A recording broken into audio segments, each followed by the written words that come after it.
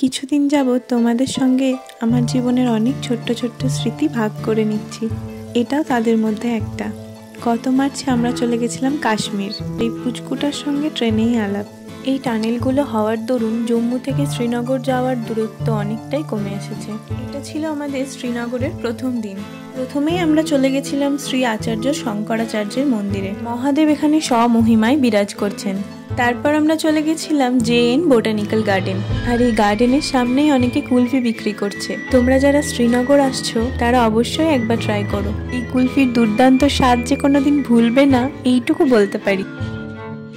তারপর আমরা চলে গেছিলাম মুঘল গার্ডেন। এটি শ্রীনগরের একটি অন্যতম ঐতিহাসিক দর্শনীয় স্থান। 1619 সালে সম্রাট জাহাঙ্গীর এই বাগানটি তৈরি করেছিলেন তার প্রিয় স্ত্রী নূরজাহানের জন্য। বরাবরই ঐতিহাসিক যে কোনো স্থানে ঘুরতে ভালোবাসি। সেই ভালোবাসা থেকেই চারিপাশটা খুঁটিয়ে খুঁটিয়ে দেখছিলাম। কয়েকশো বছরের পুরনো এই স্থাপত্যের আনাচে কানাচে প্রাচীন ঐতিহ্য কিন্তু এখনো বর্তমান।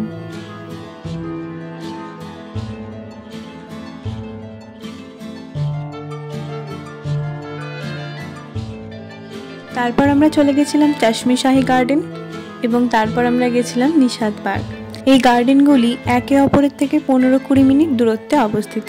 আর এই সেই ঐতিহাসিক জায়গা লাল চক। এই জায়গার ব্যাপারে নিউজ পেপারে কতই না পড়েছি, টিভিতে কত রকম নিউজ দেখেছি, তবে আজ শান্ত ট্যুরিস্ট স্পট। অবশেষে চলে আসি ডাল লেকের ধারে। এই যে ধার লাগানো নৌকাগুলো, এই নৌকা চেপেই আজ আমরা ডাল লেক ঘুরবো। ওখানকার লোকাল ভাষায় অবশ্য এটাকে শিকারা রাইড বলে। যদি তোমরা সপরিবারে আসো একটা নৌকোই যথেষ্ট সবার জন্য।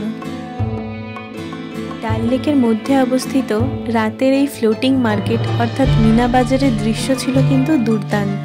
আলো ঝলমলে মিনা বাজারটাকে মনে হচ্ছিল এক স্বপ্নপুরী।